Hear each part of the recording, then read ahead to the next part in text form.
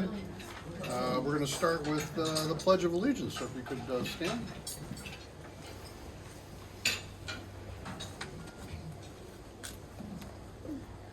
I pledge allegiance To the flag of the United States of America and to the republic for which it stands, one nation, under God, indivisible, with liberty and justice for all. Thank you. You can be seated.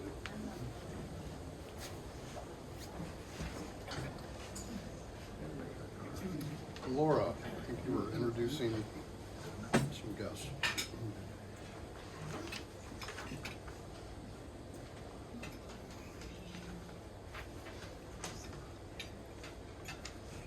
Okay, awesome. Well, I would like to introduce our guests here from the Kiwanis International office.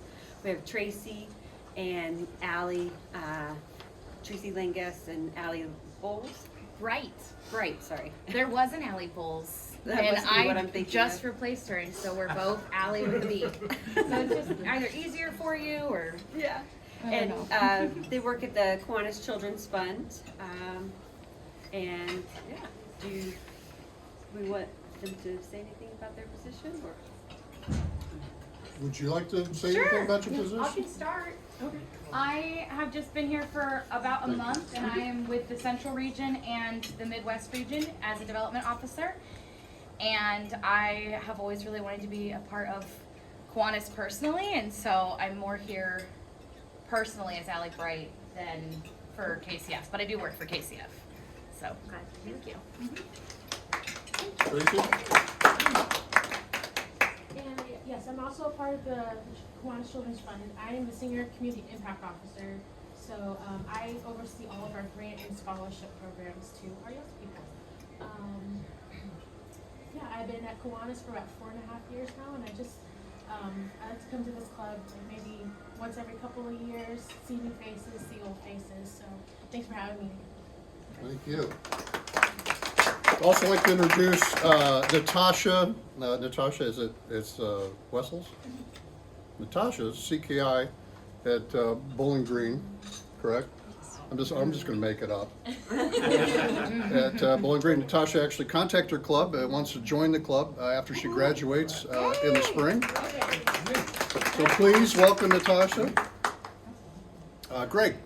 We're so happy to have you as our guest. Thank you for doing everything you do for the kids. I usually say something at the beginning of the meeting about something that's relevant. There's so much relevant right now, but today's the 4th day of Hanukkah for me and for the history of Hanukkah, which is really basically a battle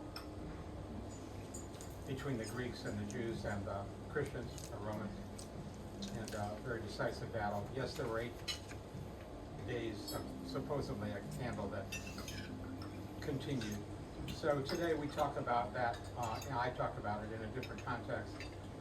In today's world, there's a lot of things that are dark and a lot of things that are light. I vote for light. Days of light, out of darkness. Days of determination, out of chaos. Days to contemplate days of history, not days of darkness, but days of light. Happy holidays. Thank you. Thank you, Greg. Roger Cummings. Yes, sir. It says you can just do a happy holidays and gratitude post and then talk about lunch punch. Apparently it's January 20th. Yes. Yeah, thanks for those of you that come to our IOs, those luncheons, whenever you can. We try to do it once a month, right down here on the south side, really close to where we're at here. Next one is gonna be January the 20th, which is a Tuesday. We're trying Tuesday for a couple of 3 months. See if that works better for everybody's calendar. So if you can, come on down and join us. Look in the bulletin for the information on how to reach me, the RSVP, but you're always welcome. Thank you. Try the roast beef. Yeah, if you haven't been to Iozzo's, it's the best food in the city. Yeah, it is. Oh, thank you. And the courtyard outside in the summer, best place to eat in the city. You're a better partner than I am. But Tuesday I can I can include myself, but thank you for trying Tuesday. Yeah. I'd like to introduce our newest Kiwanian, Ann Updegrass Splett. Ann and I worked together for about 36 years. Yes. I And- was 12 when we started. Yes. And Ann used to be a member of our club and retired from, she was executive director at the Kiwanis International Foundation. And then her and her husband Randy moved out to Los Angeles for a little respite, came back to Indianapolis, and then moved to Houston for a little respite.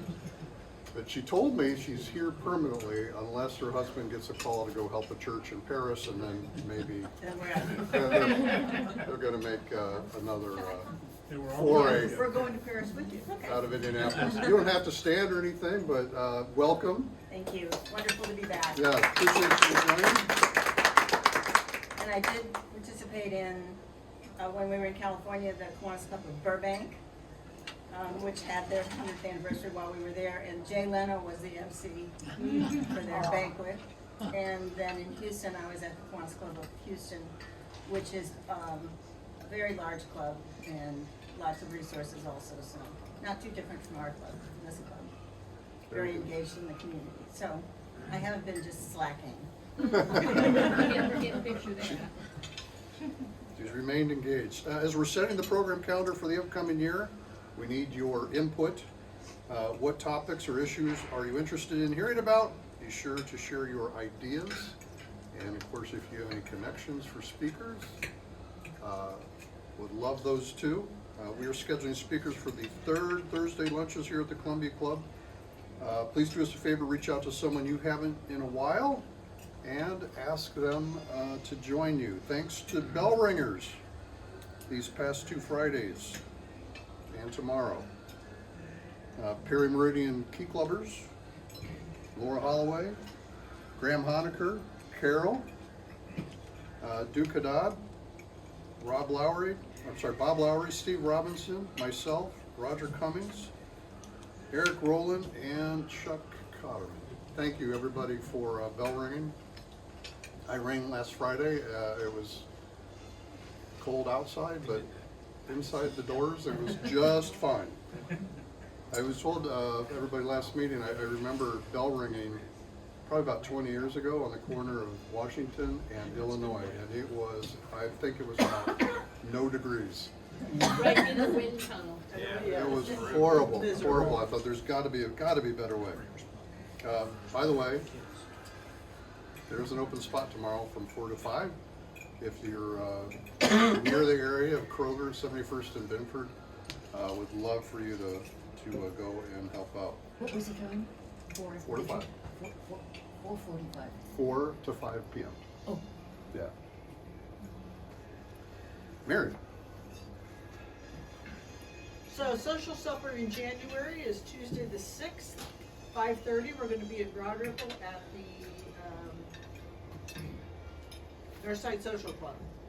Northside Social Club. Yeah, I haven't been there in years, but the food's fabulous. So want to look at the venue, go online, but reservations are there. So just let me know if you're going to come and if you're bringing anyone with you. And we always invite you to bring people along. So it'll be a good time. Thank you, Mary. Abe Lincoln update. We will be interviewing students from 24 schools on Saturday, January 10th at Butler University. And the lunch is at Primo, Friday, February 13th. Is that Friday the 13th? What could go wrong? What could go wrong? Wendy is confirming interviewers, presenters, and lunch. And those who'd like to follow up with students. Lieutenant Governor Sue,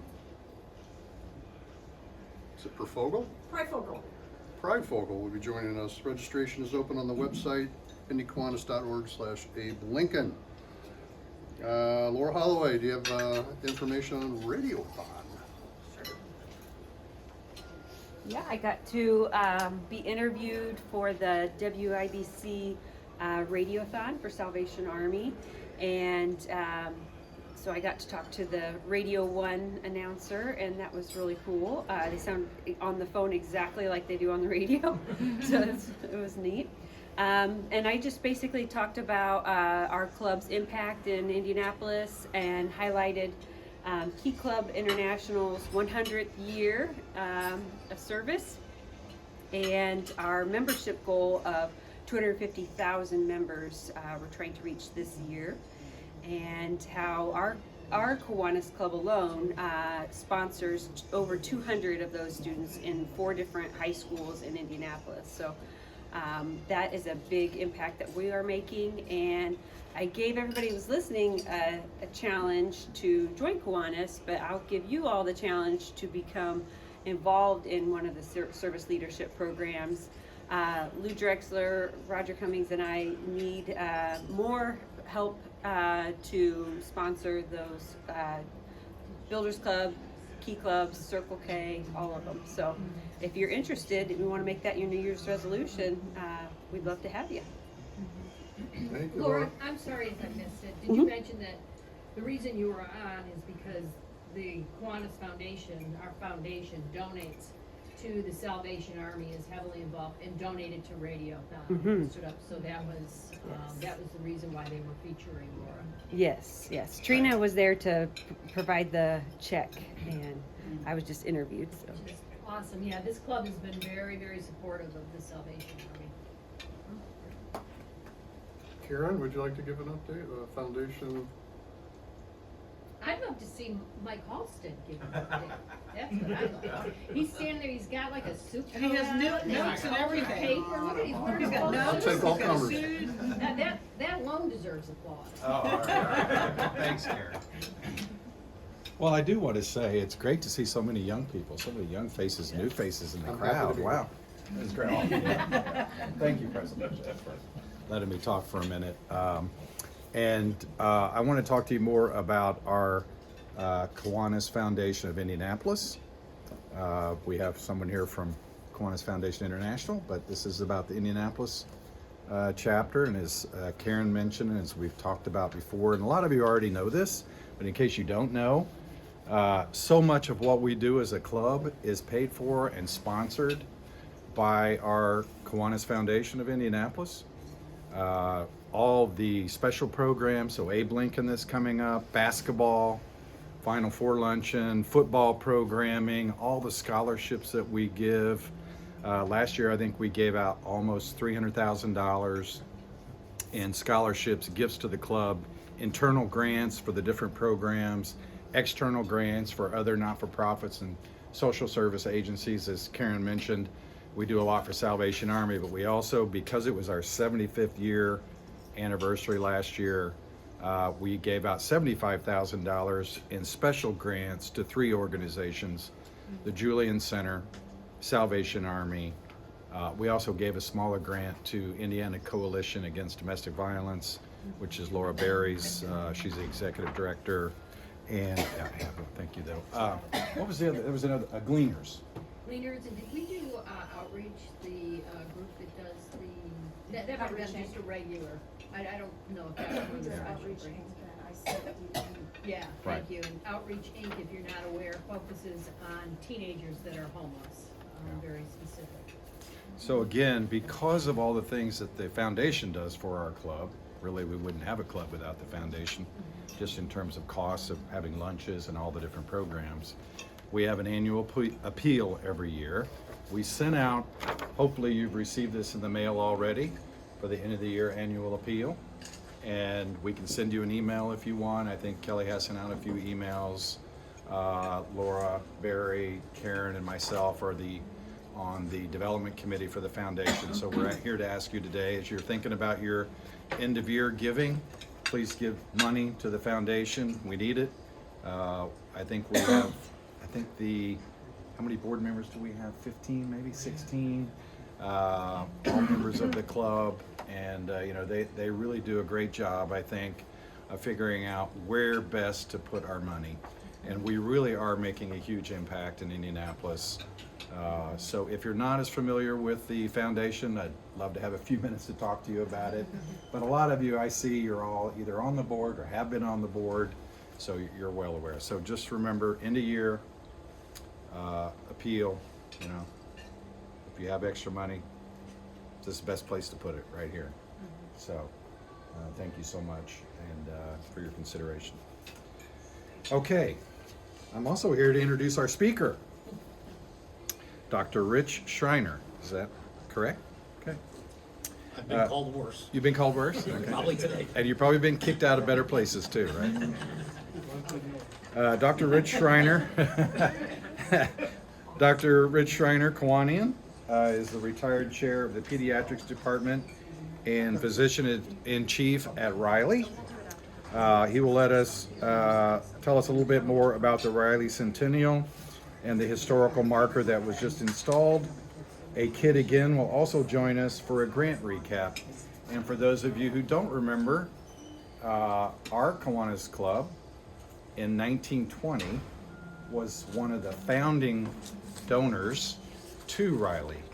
When Riley was first started, I think 25% of the initial cost was paid for by this club, which I didn't know until I was president and went back and checked the history of our club. But we helped found Riley Children's Hospital many years ago. Yeah. And mostly our club was founded in 1917, and you're 1925? 24, yeah. But it was started before. But our grant was in 1920. Yep. Well, thank you, Doctor. Do you want me to stand up here? Is that what this is for? Okay. Many of you all in the audience know everything I'm going to say, but hopefully there'll be a few things you might not know. And some of you might not know very much of it at all. What the Kiwanis has done at Riley Hospital over the past now 105 years or whatever, it's just amazing. Of course, almost everyone knows who James Wickham Riley was. Incredibly famous poet. Today, most people don't know about him unless they're from Indiana, they're into history or into poetry, et cetera, because after he died, his popularity kind of went downhill because a lot of the elite East Coast poets thought his stuff was kind of, hicky-rhymey stuff. But he was extremely popular, shared the stage with Mark Twain at times, and supposedly Mark Twain said he didn't like to be on stage with Riley because Riley was too funny and got all the attention, and Twain couldn't be that funny. Little Orphan Annie was one of his major things. And so, the Kiwanis were involved in funding Riley before it was built and helped to build it. And this is the original Riley Hospital. If you go in the 1986 building, which is the maternity center now, maternity and baby center, that opens up right. This is in the background of that. This wall is in the background. If you go into the original lobby where the library is now and go out into that courtyard, that's outside this door here. And that part of the building is gone. That was removed to build one of the other buildings. What you might not know is that the designer of Riley Hospital, Robert Frost Daggett, was a Kiwanian. You knew that, huh? Yeah, I knew. Kiwanis. Did anyone else know that? Well, you don't read the newsletter. there. Oh. Well, some of us read what we get, but we don't remember it. Yeah. So he was the designer of the original Riley Hospital. This here is where the 1986 building is. This was the original entrance here. That part of the building was called the old kitchen labs, where that's all torn down, and the Riley Outpatient Center is right there. He designed a bunch of other buildings too on the campus. When Riley first opened, the Kiwanians also provided a playground for the kids with swings, seesaw, etc. And they were among the special invitees that packed a large tent outside the hospital for the October 24 dedication. Everything that was dedicated at Riley was dedicated in October, Riley's birthday, but the first patient wasn't admitted until November of that year. And these are some of the other buildings on the campus that Kiwanian Robert Frost Daggett designed. Long Hospital, Coleman Hospital for Women, Ball Nursing Residence, the Rotary Building, the Kiwanis Wing, the hydrotherapy pool for polio, the Riley Research Wing, and the Riley Research Addition. It's kind of funny. So the Riley Research Wing opened in 1949, I think. And the cornerstone of that, about yay big, was on the west end of that building, and they added an addition just a few years later that butted up against that wall, so they had to take that cornerstone out. And as far as anyone knew, who knows where it went. But about, I don't know, 10 years ago, I got a call from the facility manager, Tom Robin at Riley. He got a call from the, what was called Clarion IU Health Facility Manager, that they found this concrete cornerstone, that's what they called it, over in a warehouse building in a corner.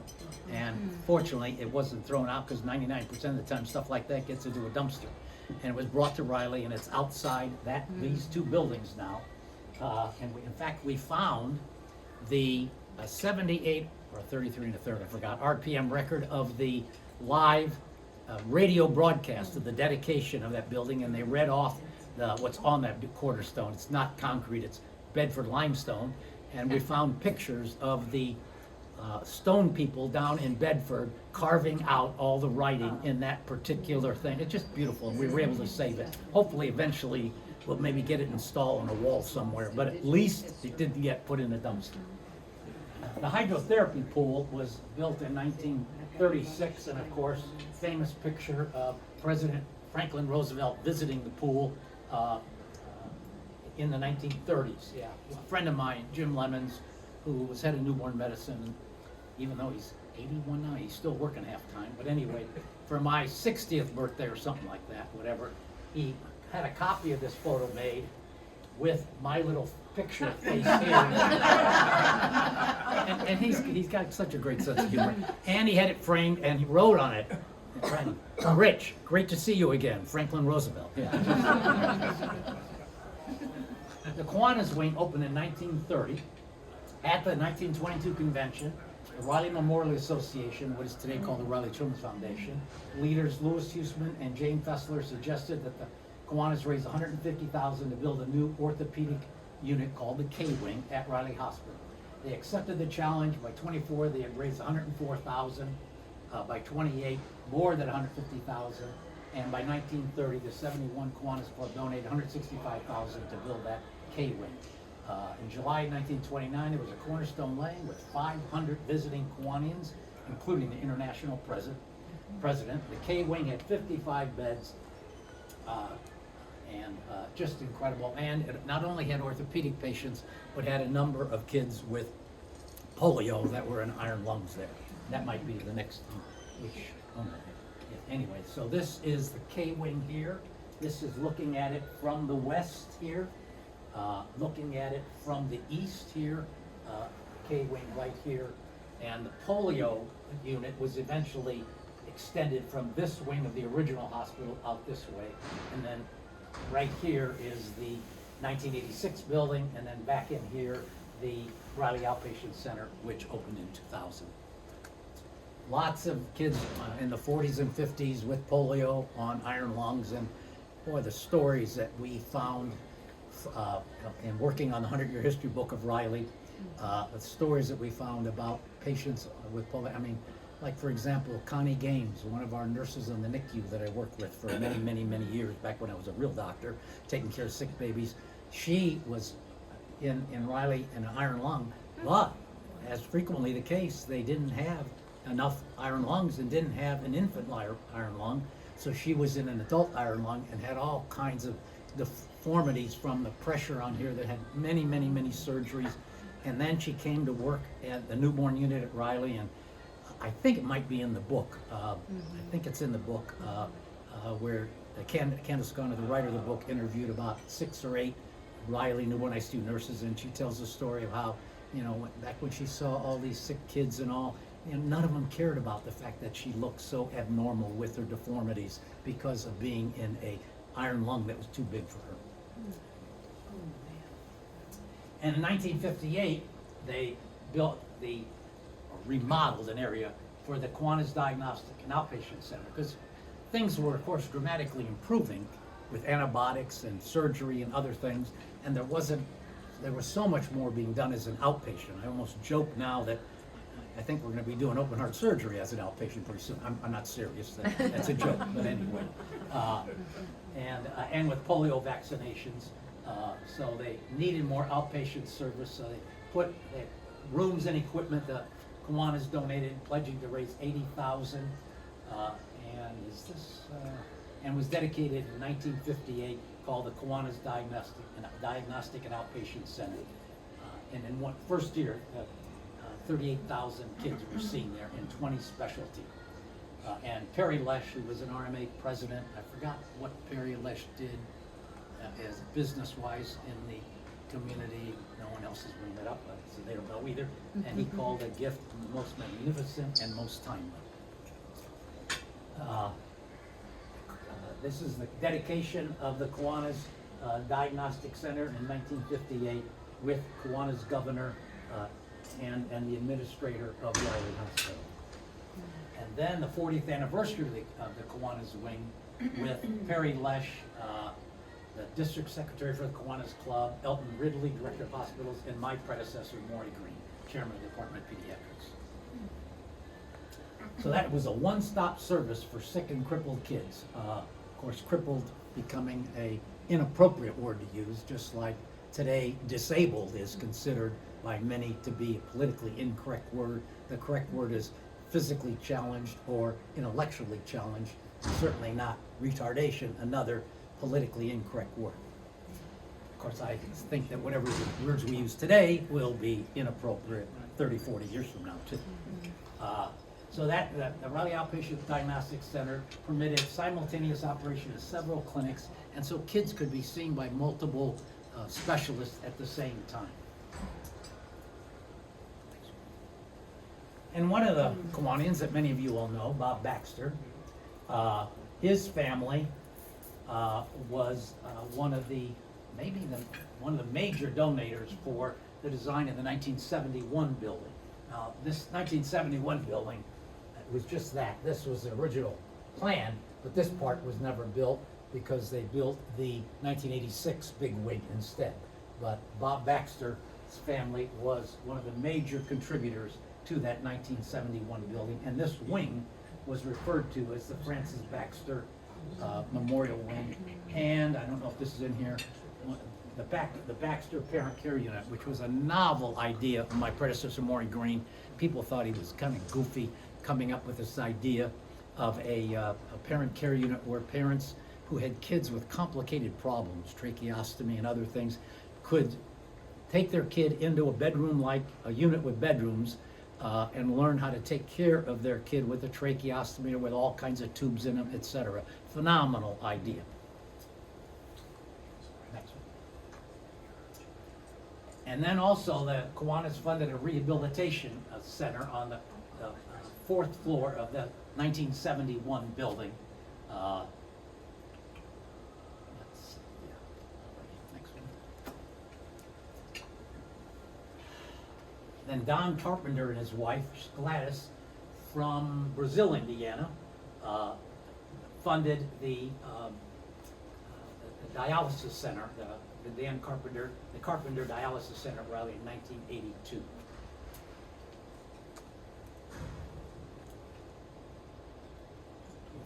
That's the Carpenters. Yeah. And so in the original lobby, we have this big wall of stained glass windows, and it's all written up. If you want a copy of it, they have it there. It's all with a lot of stuff about Riley poems on it, but also lots of recognition of donors. And this is just the example of the one of the Don and Gladys Carpenter that's on those glass windows. Really very impressive thing.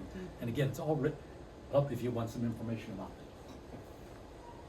And then in 1990, we opened the Herman V. Wells Center for Pediatric Research at Riley, which was so important because, of course, if you're not doing research, you're not moving things forward. I mean, if you look at back when I was in medical school at Washington University in St. Louis,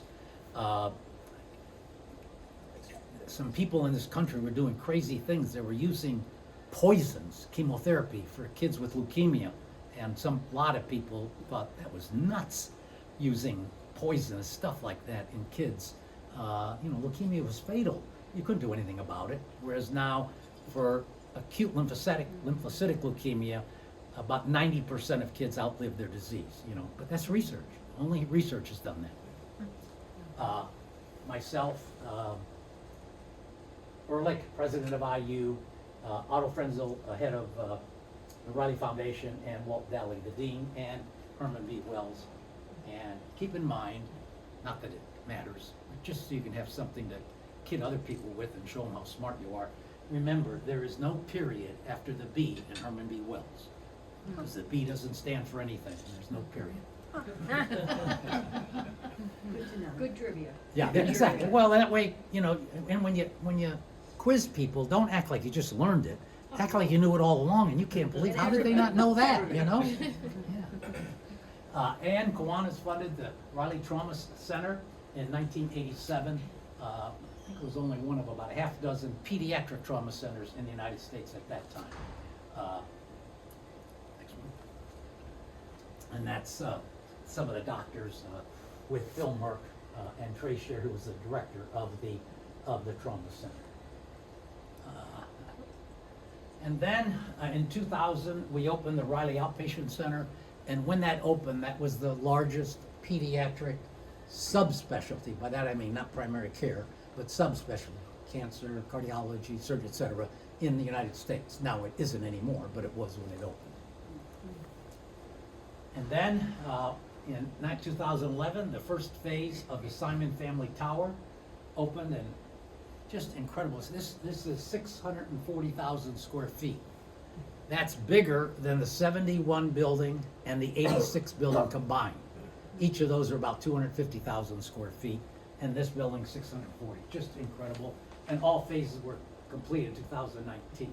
It's interesting. When the building was being built, it was all up on the outside, but not done on the inside. That was when, with big financial crisis we had in 2008, and all kinds of cash flow problems for hospitals, and they stopped construction for about a year or two. No, people were just all upset.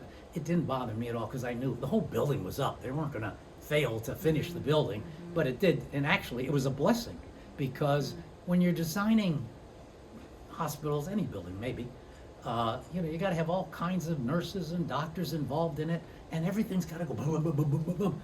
And like all the doctors, they didn't get any protected time for doing this. They just had to attend meetings at 6:30 or 7 a.m. or 7 p.m. And they make decisions too fast. And as I always used to say, that for doctors, they would, rather than spending all that time in designing the building, they would much prefer to wait till after it's built and then complain about it. And so it was all, so much of it was redone, and it was so much better than it would have been had we rushed through everything. And then, just a couple of years ago, the Riley Mother and Babies Hospital opened with 45 additional newborn ICU beds, so there are 100 newborn ICU beds now at Riley Hospital.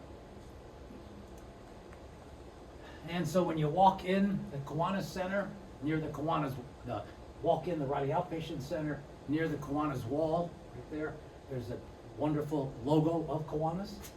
And also when you walk in the front of there, you get to see the iconic red wagons, except so often they're all spread around the hospital. So anytime you go to the hospital and you're in the garage and you see a wagon or a wheelchair sitting there, take it back into the hospital, yeah.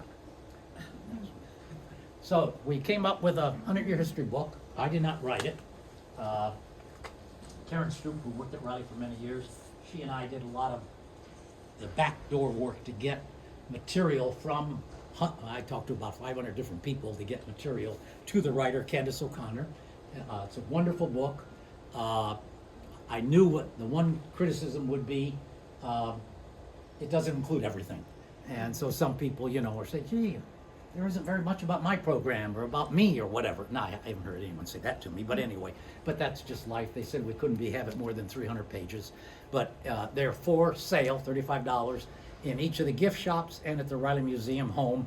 And you can borrow one if you don't have one from Kelly. That's for you to take back to the office and give to people. Also, next one. Oh, these are other things that I forgot who put this together. I think it's on the next slide. Of all the different projects that Kiwanis funded, over the years. And I remember being involved back when I was working in the newborn ICU with the people with the neonatal research project, sudden death syndrome, etc. One of these crazy things, it says Dr. Schreiner's equipment. Now, I don't know what that was, but anyway. Maybe the next one. What's that? Maybe the next one. No? No, that may have been a different list. This just goes up to 2019. But just incredible amount of support that the Kiwanis clubs have given to Riley Hospital. That's who did, Steve Ingram did that one. One more, I think, maybe? No, that's it. So, there also are, and I don't understand this, Natasha, hopefully can explain it all. There's you can get that book online. You can buy it online. Is that called a QR code? It's amazing how smart. Or what's called the open access free. And I assume what this means is you can look at it, but you can't download it probably. Is that right? Okay, whereas this one you probably can download it, pay for it. I don't know what it is. I will leave these with you all, and you can do whatever you want with them, Kelly, and give them to people. Okay? There you go. Any questions or comments? Some of you guys got to know stuff that I don't know. You were commenting to me earlier about Abe Lincoln and your participation in, Bob Baxter asked me to review, this was, I don't know, 25 years ago, I can't remember, maybe 30, maybe 35, to review the applications because there were, at that time, I think more than half of the kids had medical problems, which is quite different than today. The majority of the kids have non-medical problems today. But, and many of the diagnoses were not obvious to people. What does that mean? And so he asked me to review the, those diagnoses and write a little something up for the committee. And, yeah.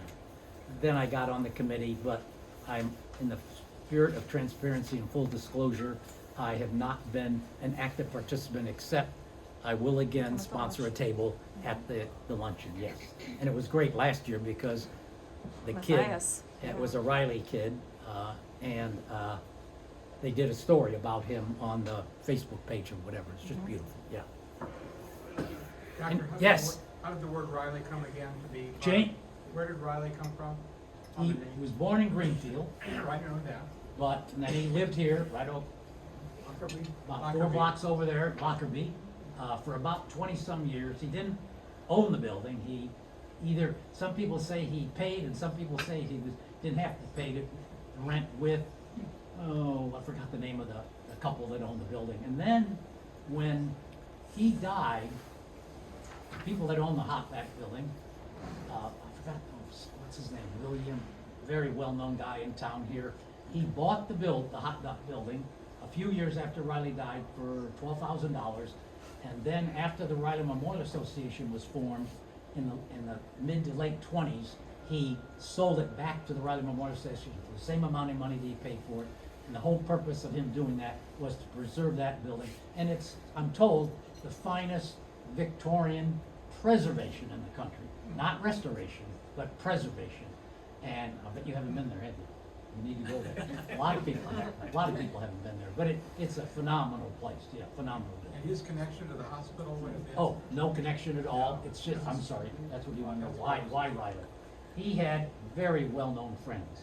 Colonel Eli Lilly. Sure. Booth Tarkington, famous novelist whose house is at 44th and Meridian. There it is. And Booth Tarkington was, I think, the first or second novelist to win 2 Pulitzer Prizes, only one of 4 in the country that have won 2 Pulitzer Prizes. Another novelist whose house is on George Ade was one up in northwest Indiana, but also, I can't think of the name. His house is on, right, just a block past the Popoleum. I think that's on Alabama, maybe, I'm not sure. Delaware, that's why I said Delaware, yeah. And so all of these people, very famous people, they got together and they decided they want to do something to memorialize Riley. And a whole bunch of different ideas came up. And Lafayette Page, who was a ear, nose, and throat doctor and a friend of Riley, he's the one that proposed and pushed for building a children's hospital in his name, and they did that.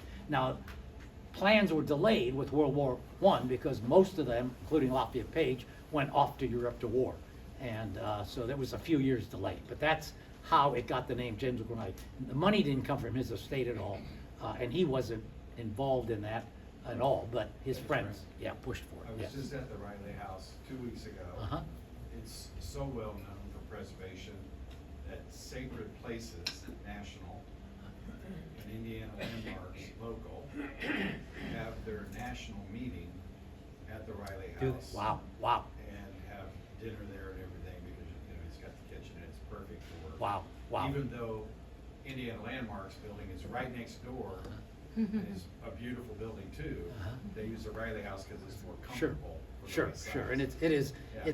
and. It's under restoration right now, by the way. They're doing a lot of tuck pointing. and- Yes, yes. Can you give us some idea how many patients does Riley serve in a year? Over 100,000. Of course, most of those are outpatient. Oh, and I didn't show them there. Also, it's all over the state now.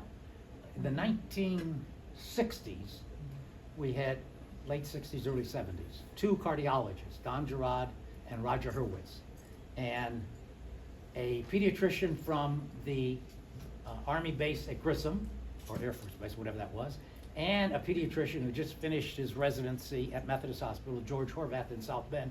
They called and asked, would one of you guys come up periodically to see the patients with heart problems up at South Bend or Peru? And they started doing that. And now, I forgot the number of sites. I think our doctors have outpatient clinics in 19 different sites, and they run inpatient units at like 5 different hospitals. But everything in the world you all are in has grown dramatically.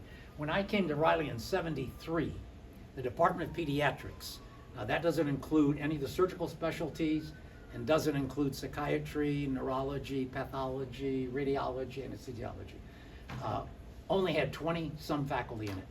Doctors who were on the all of the doctors had to be on the faculty. When I became chair in '87, we had 45. Today, they're over 400.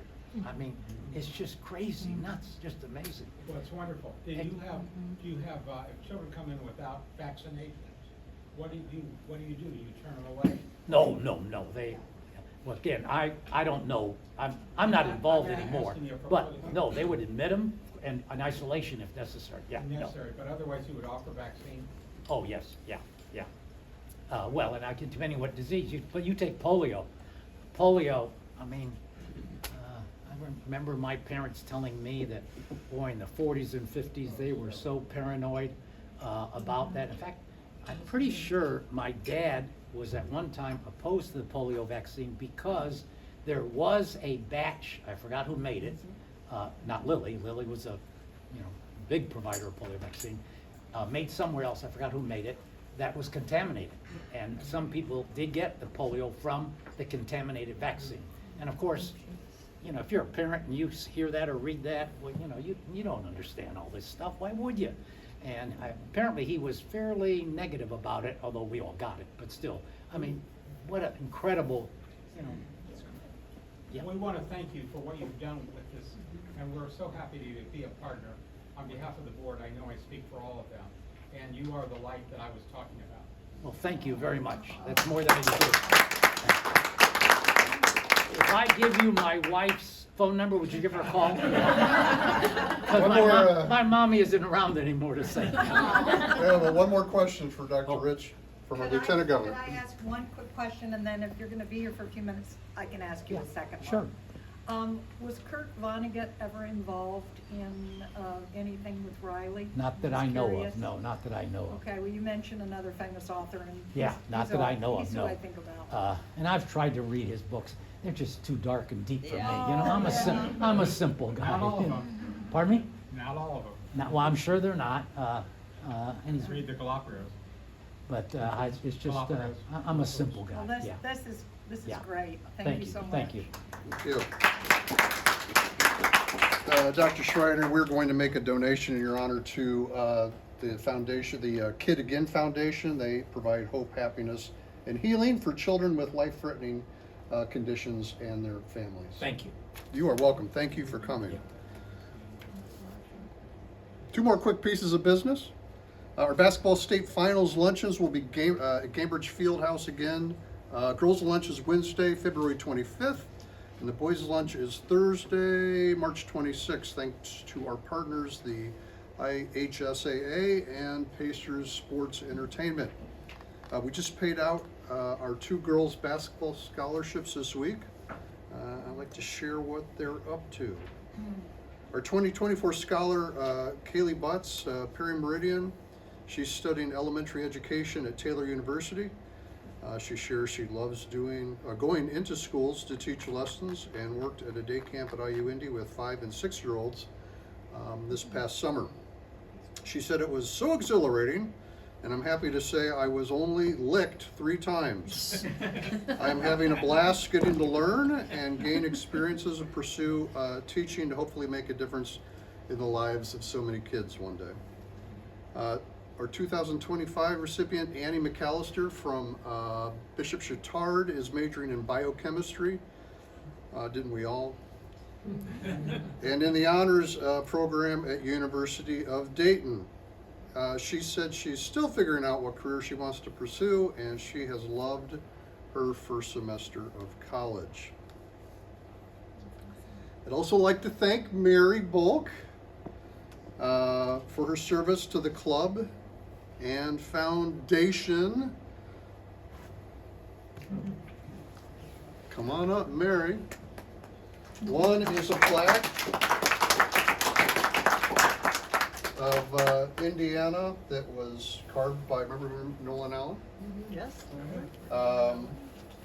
This is recognizing her as the 110th president of the Kiwanis Club of Indianapolis. Young, honest. Look at that, suitable for hanging. And then we've also got another plaque, already framed. Just I want you to put it over your mantle. Yes. For your time as president of the foundation. Thank you. Thank you very much. But you've got one more piece of business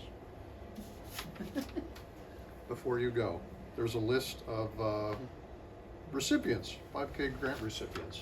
Oh, yes, okay.